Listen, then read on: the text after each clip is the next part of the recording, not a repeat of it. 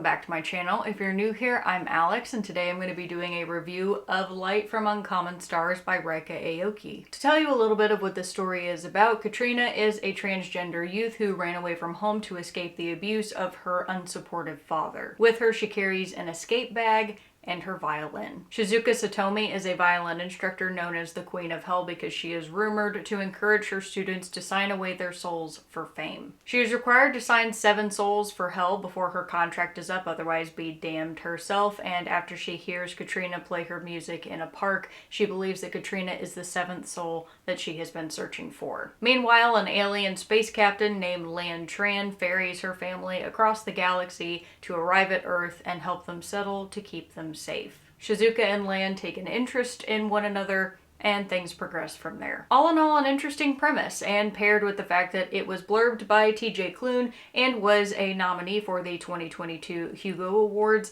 I fully expected that this was going to be a 5-star read. So let's get into exactly how I felt about it. This is the first novel I've ever read that blends fantasy with science fiction. So you have hell, curses, contracts, with aliens from outer space. And because I had never read a book with that blend before, I didn't realize how much I would despise it. Until now. Science fiction and fantasy fall under the broader umbrella of speculative fiction, so it'd be very easy to assume that you can just mash the two together and get something that's amazing. And at least in this case, for Light from Uncommon Stars, I would say that they mix about as well as oil and water. Here's what I thought was going to happen. Lan is from a vastly superior alien race than anything Earth has ever achieved. I figured that she was going to scientifically be able to explain to Shizuka exactly what hell is and where all of their powers come from. So things like telepathy, firepower, teleporting. Teleporting is something that Lan herself has the ability to do, albeit in a different way. So it was really going to end up being more of a science fiction story debunking all of the fantasy stuff. Lan doesn't even believe in hell. When Shizuka is first explaining her contract to Lan, Lan sits there and assumes that it's some sort of metaphor. Where she's from, they don't believe in metaphysical elements like hell and heaven and angels and demons where you could sign your soul away. I'm not even really sure that they believe that souls exist in the first place. So I was waiting for that moment where everything's going to be explained, but no, hell is actually just real. What are you going to do about it? So then you would assume, okay, hell has been proven to be real. You have an alien species that previously didn't believe in it. Now they're going to have some sort of existential crisis about this realization that a dimension like hell exists. That like souls are a real thing and there are places that you go when you die, that would be a major revelation, right?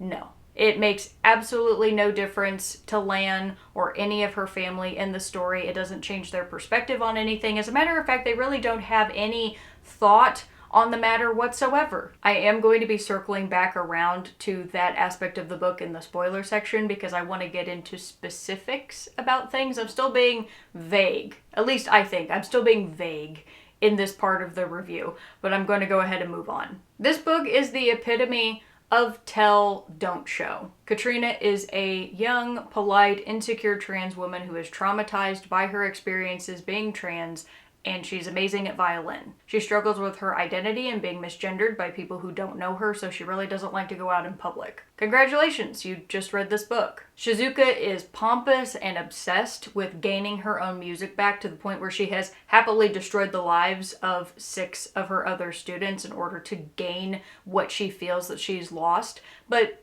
she starts to grow in her relationship and affection for Katrina. Why? Because Katrina's not like her other students. Congratulations, you've read this book. Lan and Shizuka are in love! They don't communicate well, and Shizuka openly admits to herself that she doesn't think that Lan ever listens to anything that she has to say. They bicker quite a bit, while seemingly having nothing in common. But they're in love! Congratulations, you've read this book. The thoughts and feelings of the characters throughout this book are so repetitive that you could have cut entire sections out and it wouldn't have probably made any difference. We're told that there's character growth, not necessarily how that happened, but supposedly there's growth.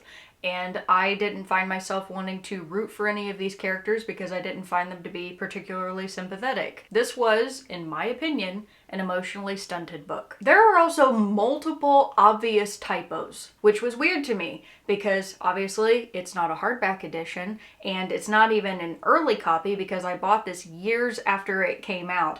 And you got the blurb from TJ Klune, you got the fact that it was a Hugo Award finalist, national bestseller, indie next pick, an Alex Award winner. You know, they put all of the goodies on the covers for us to be able to see, like, oh, you should pick up this book. It was considered really great, right? Those typos should not be in here. Somebody should have caught them by now. It's also written in the choppiest fashion I've ever seen. Usually, a page break indicates a transition of some kind, the passage of time, moving to a new location, getting into a new character perspective. This author puts one wherever she wants, including in the middle of a conversation. She writes her dialogue like she is trying to kind of create some sort of cliffhanger for you. Like she wants to give you this really great line to end on, and then it hooks you so that you want to continue to read into the next paragraph. But it's artificial and awkward, and I really didn't think that it worked all that well. I really hate to say, but the editor for this book did a terrible job. A massive part of this book is talking about violin and music. The expression of music, how music sounds, the emotions that it evokes. And guess what? This is my violin. I played the violin competitively and publicly for 7 years. So if anybody reading this book is going to understand how playing a violin feels, or the music that comes out of it, or how it makes people feel, I'm going to be one of them. I understand what this story was trying to do, and I still think that it was done poorly. I honestly wondered while reading this, for people who don't play violin or don't play any instrument at all, how much of this just sounded like poetic nonsense. Stories where an author is trying to explain something subjective that has to be experienced, like the way that music sounds, is difficult to get right on a good day. I almost felt like Rika Aoki spent more of her energy trying to do research into music than she did investing into the development of her own characters. I did not like this book, and the sad thing is, I initially gave it 3 stars. My first immediate impression when I finished it, I was like, it's 3, falls right in the middle, not a big deal. It's gotta have some redeeming qualities. And then I started to make my notes for this video. As I went through and I looked at everything that I wanted to say about this, I realized that I hadn't written in any redeeming qualities because honestly, I can't think of any. I don't really have anything nice to say about it except for the fact that I'm glad that it wasn't longer. And that was extremely disappointing because this again was an anticipated 5-star, and I unfortunately am giving it a 2. I am not keeping this book, and I don't intend to ever read it again. Macmillan had the audacity when marketing this book to say that it was a combination of Good Omens and The Long Way to a Small Angry Planet. And to that I say, fuck off. These are 2 of my favorite books of all time. This one doesn't even rank. This has wit. This has heart.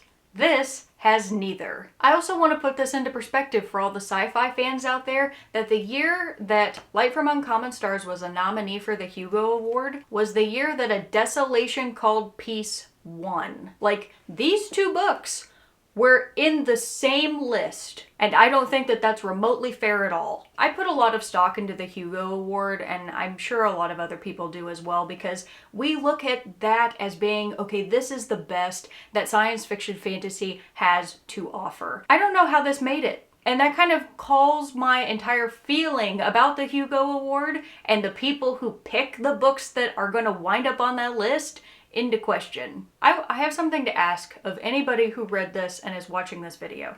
I want you to write to me down in the comments without looking at anybody else's comment, without going on Goodreads, without reading any online articles, and I want you to tell me what the moral of this story was. Because I have a feeling, and I could be wrong, I would be willing to admit if I was wrong, but I have a feeling that every single person who writes what they think the moral of this book was is going to end up saying something different. This story is so all over the place that any reader could ascribe their own meaning to it without there being any sort of universal moral or message that the author was trying to convey. And the saddest part about this video is that somebody's going to watch it and just say, well, Alex doesn't get it. And you're right, I don't get it. Because if we go back to the Hugo Awards for a different category in 2022, A Psalm for the Wild Belt won 4 novellas. This is also by Becky Chambers, and I loved this book. I loved this and the sequel. I have both of them. Both of them got 5 stars, and features a non-binary main character. There's a lot of heart, there's a lot of emotion, there's a lot of philosophy that went into this story. So you now have 4 books that I own, have read, and loved, gave 5 stars to, that were in some way compared to, if I can even do this, The Light from Uncommon Stars, but this is the book that didn't win, at least not in my heart. So is that a problem with me, or the fact that this book was compared to these things? I'll leave that up to you. And you might also be asking, if this book has no redeeming qualities for me, why didn't it get a 1 star? And the answer for that is because I can see what the author was trying to do. I can see the potential in this book, and that saves it in a way. A 1 star to me is a book that never should have been written. It's bad both in concept and in execution. It's probably nearly unreadable. A 2 star is a book that has a reason for being written, it just doesn't know how to say it. This book was intended as a form of transgender activism, which I am all for. I love that, and that was one of the reasons why I wanted to read this book in the first place. I just think that it could have been executed in a much better way had it been written by somebody else. And now I'm going to talk about spoilers that frustrated me, so if you don't want to hear about any of those, I would recommend that you click off, but I really appreciate you listening to me blab all the rest of this time, so thank you for that. And for all the rest of you that are going to hang out, we're going in 3, 2, 1. If you are still here, I can only assume that you have already read Light from Uncommon Stars, or you just don't give a damn about spoilers, but either way, here we go. Remember how I was talking about hell being real versus aliens with advanced science? I want to talk more about that. At the end of this book, Shizuka has decided to spare Katrina from giving her soul over to Tremone, the demon. And Shizuka is going to take her punishment for not fulfilling her contract by being engulfed in the flames of hell and officially dying, and her soul being sent and eternally damned forever. She stands before Tremone, fully willing to accept her punishment, and right as he is about to just blast her with hellfire, Lan teleports her out and saves her from him. And then they fly off into the universe together, safe and happy, and playing music for random planets for an indeterminate amount of time. Now, again, we're going back to the fact that hell is real. So if hell is real, then that must be universally accepted then that there is a place where a person's soul goes after they die. And Tremone even says that there is another place, basically saying that there's a heaven versus a hell. So there's 2 different places that you can go when you die. Abrahamic religion's confirmed, yay, right? Except that Tremone's powers do not exist anywhere outside of Earth. This is proven in the story when Lan and her crew are able to pick up the broadcasts of the old transmissions of Shizuka playing her violin when on Earth. All of those recordings have been completely erased by Tremone. So he's not all powerful. He can't follow Shizuka and Lan when they're traveling across the galaxy and they go to another timeline. Not to mention the fact that there are many other alien civilizations that are talked about in this book, none of which practice Christianity. So my question then becomes, is hell only an Earth thing? Like, Shizuka's flying out in space now. Tremone can't reach her. If she dies, does her soul go back to Earth? Does her soul go to hell? Does it get collected because there's a contract, or because she's out in another timeline, out in space, and the demons can't get her?